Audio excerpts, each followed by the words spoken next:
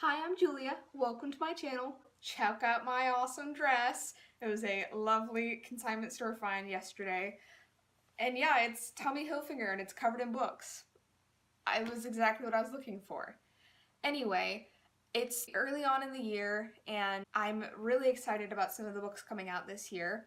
And when I was compiling this list, I was like, oh yeah, I'm really excited for the next Queen's Thief book and like Kiku Hughes' graphic novel. Nope, those aren't coming out till 2020, but this is about 2019, so these are my most anticipated reads of 2019.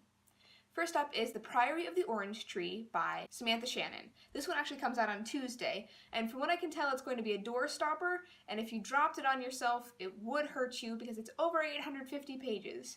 And it looks like a Asian-inspired political fantasy. That is what I'm on the lookout for right now. And that was really what drew me to this, but it sounds like it's a feminist fantasy political drama. It follows three characters. There's the heir to the throne, a magical lady in waiting, and a dragon rider. I mean, what more could you want? On Goodreads, according to the author, there are queer characters in it, even better, and I'm really excited for this. I'm excited for I think it's YA, but a more mature YA fantasy. Next is A Place for Wolves by Kosoko Jackson. This is described as Codename Verity meets Aristotle and Dante, and I was like, I don't even need to read the description, like, Codename Verity real like, I'm here. So it follows two black gay men in Kosovo in the 1990s when a war broke out between Algeria and Serbia, and I'm really excited, and it's coming out fairly soon, so I'm probably gonna buy it. Next is The Bird King by G. Willow Wilson. For those of you who aren't really familiar with the comic book world, G. Willow Wilson is the creator and writer of Ms. Marvel, which is one of the best things to come out of Marvel in the last few years. And she is American and Muslim, and she's already written one book called Alif the Unseen, which is a really cool Muslim fantasy story. And this is another Muslim fantasy story set when Spain was occupied by Muslims. This is a period in history that I've really been wishing to learn a lot more about. And like Priory of the Orange Tree, it follows several main characters, some of whom have magic, and just the fact that it's Muslim fantasy, G. Willow Wilson has me really pumped. And coming out in March is Daisy Jones and the Six by Taylor Jenkins Reid. Reid wrote one of my favorite books last year, The Seven Husbands of Evelyn Hugo, so when I heard she was putting out a new book, I was like, also, don't need to know anything about it. It's about a few rock stars from the 60s, kind of looking back on their lives and how they broke up. And I think it's going to be kind of similar to the format of Evelyn Hugo, where it's famous people looking back on their lives. I just really like Taylor Jenkins Reid's writing and her characters, and what I really loved about that book was the kind of moral ambiguity of its characters and the things they have to do to survive as women and queer women, so hopefully this book's going to be similar. I think the author is doing a reading close by, so maybe I'll try and go to that to see her. Next is A Duke in Disguise by Cat Sebastian. This is the second in her Regency Imposters series. I pre-ordered this in September. I think it's coming out in March or April. It's her first straight romance, and I'm like, not sure, but also it's Cat Sebastian. She's really funny. I love her, and she has great female characters, whether it's a straight or gay relationship. So it's about a lady publisher. I think she publishes like erotica in the Regency period, and then a new earl. I don't know much more about it than that, but it will show up on my Kindle in a few weeks and I'll enjoy it, so. Next is The Satapur Moonstone by Sujata Massey.